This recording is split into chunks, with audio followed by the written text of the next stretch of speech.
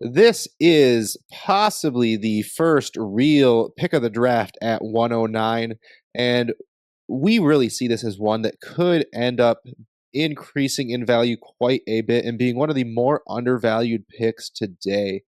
We're excited to talk about what trades we've made, who we are picking here, and what other actionable advice we can give you to help you dominate your Dynasty fantasy football leagues.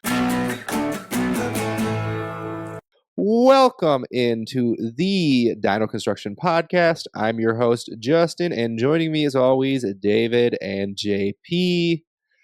Today, we are close to the end of our Framing a Rookie Draft series. We are excited to bring you 109 today, talking about what trades we've made, what trades we think we should make, and who we are looking to pick here.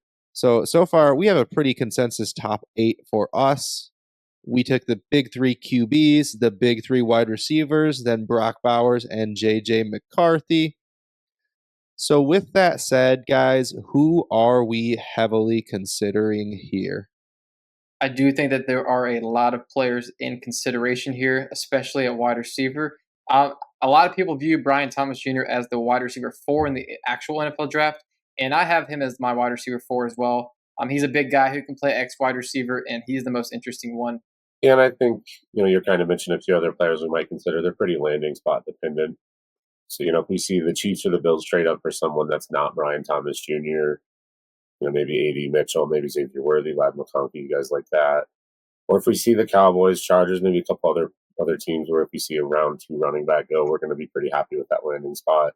If Bo Nix happens to go to the Minnesota Vikings in the teams or something, we kind of have to consider him here. I know we don't love him as a prospect, but just where he lands, the weapons that would be around him, I think whoever goes to Minnesota as the quarterback, if it's a first-round pick, should be considered. But let's go ahead and talk about some trades like we like to do. I believe, Justin, you have made a trade involving this pick. Is that correct? Yeah, so in a start 10 Superflex, this is the year of the orphans for me. I think I've taken over 2 or 3 this offseason. And so this is an orphan I took over, start 10 Superflex, half PPR, 1 tight end premium. So kind of interesting, double tight end premium compared to PPR, but still not that high of a tight end premium. I acquired the 109 by trading away Cooper Kupp, Logan Thomas, and Ty Chandler. This was before free agency. I was ecstatic to do this, and I think just in general, like this is a really nice format of trade for add all types of trash, things that are useless, to any of the old wide receivers, Devontae Adams types, Stephon Diggs. As long as you are not competing, if you can turn any of those types of guys into a 109, smash that. Even if you're competing, I'd probably do it just because I'm ageist. So I think it's a potentially nice format for a trade. So now that I have patted myself on the back here, we're going to go ahead and we're going to move into some of our rapid fire trades. Again, shout out to Dynasty Daddy where we find all of these trades. Going to go ahead and throw the first one to you, David. Start 11, 2 tight end premium, 109 or Ken Walker. And that 2 tight end premium is awfully important here, right? I'm taking the pick here. We've got new coaching staff in Seattle. We're not quite sure how they're going to utilize their backfield. Kenneth Walker is good at football. There's a lot of uncertainty, and he's a running back. We put those 2 together, and I'm going to try to get off of that boat. I'm happy to do so at the 109 here. Especially because of the tight end premium. JP, start 11, 1.5 tight end premium, 109 and 202, or Drake London? Oh boy, I'm taking Drake London. I don't know if you did this because I love London, but not only am I a Falcons fan, but I think he is an elite wide receiver on that trajectory.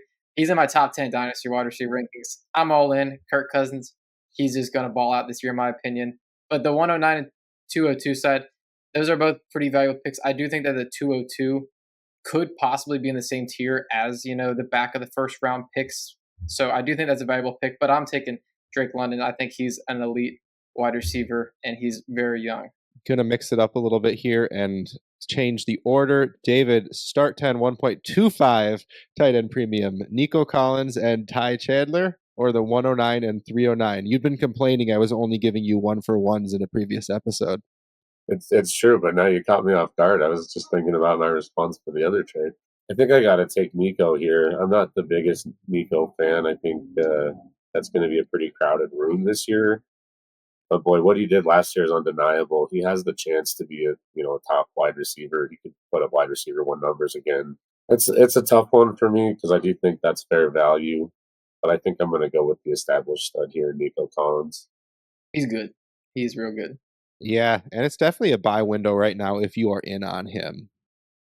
So JP, last rapid fire, start 10, 2 tight end premium, 109 or T Higgins. Now, I mentioned at the top that Brian Thomas Jr. is probably the guy I'm leaning towards here. And I kind of think that T. Higgins is sort of a comp for him. I think he's kind of a little faster T. Higgins. But he could be T. Higgins. We don't know that. And I am tempted to reset the age clock, but I think I'm going to take the proven talent in T. Higgins here. And he is due for a big payday after this season as well. So I think his value could rise a little bit. But that 109 could be anything. It could even be T. Higgins. It could.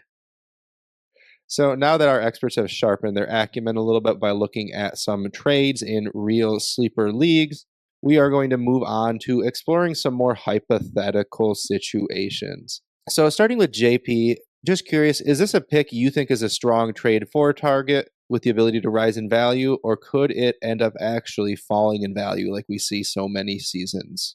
Yeah, I do think that that is possible, but I think that all of the landing spots at the end of the first round and how deep this class is, I do think that this pick is set to increase in value.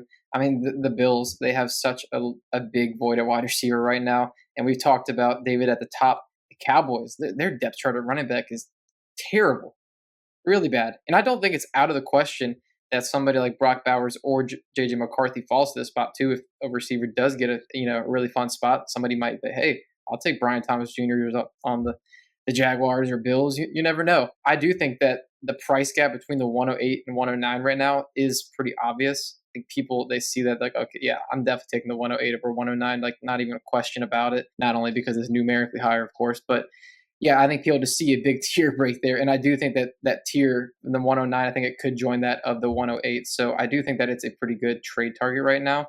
And if it's coming at a discount, I think I would go by the 109 if you do have strong feelings about a guy like Brian Thomas Jr., A.D. Mitchell. But David, I spoke a little bit about how this pick could rise in value, but it's not a guarantee. Do you think that starting at the 109 in this draft, this is where you would trade this pick straight up for a future first round in a rebuild? If I think it's going to be a non-playoff team or even a fringe playoff team that doesn't have a whole lot of flexibility, I'm definitely going to re-roll at 109 now because I think this is where we're starting to a lot less confidence in our prospects. Even though we really like some of these guys, the value floor is probably not quite as high. I think next year's class has some exciting players in it, so at the 109, I'm willing to re-roll. But if you're a playoff team and you still got a good roster and you've got maybe some other assets to cover holes throughout a season, I'm not going to take your first for this 109. Yeah, this is definitely that range where I'm not taking a random either. I really think it is important to do that evaluation process you're talking about. And when we do that evaluation, we decide it's not worth re-rolling into a 25 first, especially not straight up. We might end up having to pick here. In that situation where we do have to make a pick at the 109, who are we considering taking here? Who is top on our list? Yeah, I'm going to go ahead and make a case here for Brian Thomas Jr., kind of in the main target here throughout this video, as we've discussed. He was second fiddle to Malik Neighbors, but he still had a great season. He was over 1,000 yards, over 15 touchdowns. He's a great deep threat. He had 11 touchdowns on 18 targets of 20-plus yards. He scored above average success rate in both man and zone and reception perceptions profile, though he was not elite at either. But you look, he was 80th percentile in success rate versus press, which for what we're projecting him to be, that's pretty important. You also see a 9.8 RAS score, 6'3", 209. He ran a 4.33. So that coupled with his success rate against press, I think you do see the type of receiver you project to be an X receiver at the NFL. And that is, as we know, one of the most important and difficult to fill positions for your offense. There's an interesting statistic created by Scott Barrett at Fantasy Points. That's at Scott Barrett DFB on X. The statistic is yards per target over expected. And I suggest you go and look at his work to figure out exactly what this stat does and how he came about it. It's essentially, though, a depth adjusted yards per target, and it is more predictable. And he had the highest score in the class for that statistic. He also had the second highest in-game athletic score from Real Analytics, who has GPS tracking data for college football. And then you look at his DraftKings betting line. I mean, we're not really a betting show, but you can still get information from that. It's currently set at 16.5. So there's definitely some steam for him going in the first half of the first round. I mean, there's a lot to love about this prospect. I think he's the clear pick here. Yeah, well, I understand that pick. I am a little bit contrarian here and currently have at the 109 Xavier Worthy, wide receiver 1 out of Texas. Have to emphasize that one because JP and I are going to duke it out on a future episode about those wide receivers from the Longhorns. Worthy, incredibly young breakout age of 18 with almost a 40% dominator ranking. Much better yards per route run than his fellow Longhorns teammate, although that's not super relevant here. Just bringing it up, JP. Get ready for these arguments. My argument against him against Brian Thomas Jr., however, is very similar to the one against A.D. Mitchell. Of both of those guys had 1 year of really good production, where Xavier Worthy has these 3 years of solid college production. A lot of guys that I consider to be really sharp consider that to be very important to see from players, that this 1 year standout, this 1 year breakout, not nearly as likely to translate to the next level.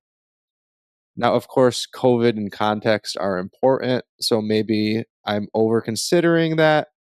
However, I think compared to everybody else in this tier, he has the least blemishes. We do go a little bit more into his data profile in both our Rookie Crush episode from last week, that you can check out in our main episodes, as well as in our soon to be released episode on polarizing prospects. But Xavier Worthy, I think, has a great production profile. He's stupid fast, 4.2140. And I think he has personally the highest ceiling, although he's not going to be like the traditional like X big bodied receiver. I think that he can play outside in the slot, move all over, and just be a matchup nightmare, come back on quick curl routes, and just gas teams all over the field.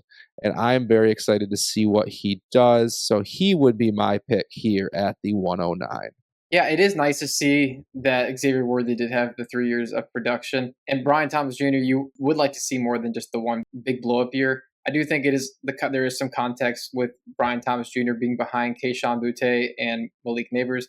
Boutte was good in college. He tested terrible at the combine, just really, really dropped.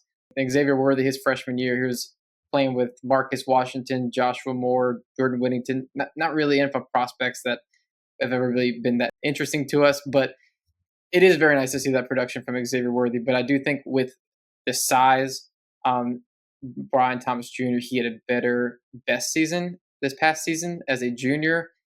He's just a physical freak. He's a better red zone weapon in my opinion. I mean, I think that he has a lot of room to grow. He switched over to playing football pretty late.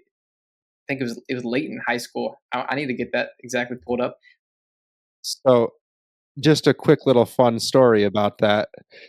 How late he switched over to playing football, and I'm quoting Rich Dotson from Dynasty Nerds, haven't actually vetted this, is that he switched over to football full time when he got a offer from LSU. And before then, he wasn't even like a full-time football player. Like they offered him on athleticism alone.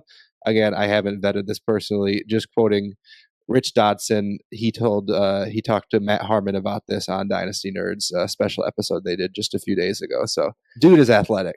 Got an offer without really being a full-time football player. And I think that does kind of help with the context of him not producing those first 2 years. I think he was still learning the nuances of being a wide receiver. And so I do think that he hasn't even like scratched the surface of his potential at this point.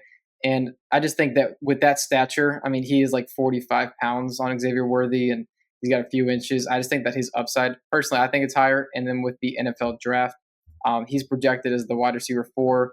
We have Brian Thomas Jr. as our consensus wide receiver 4 here as well. So Brian Thomas Jr. is going to be our pick here at the 109.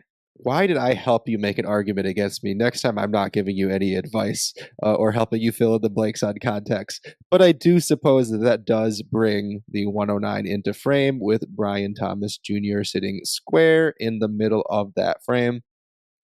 So thank you for joining us for another Framing a Rookie Draft series. Please go ahead and like and subscribe wherever you view or listen. We appreciate it so much. We hope that this was as helpful for you as this process was for us and from all of us here at the Dino Construction team. Until next time.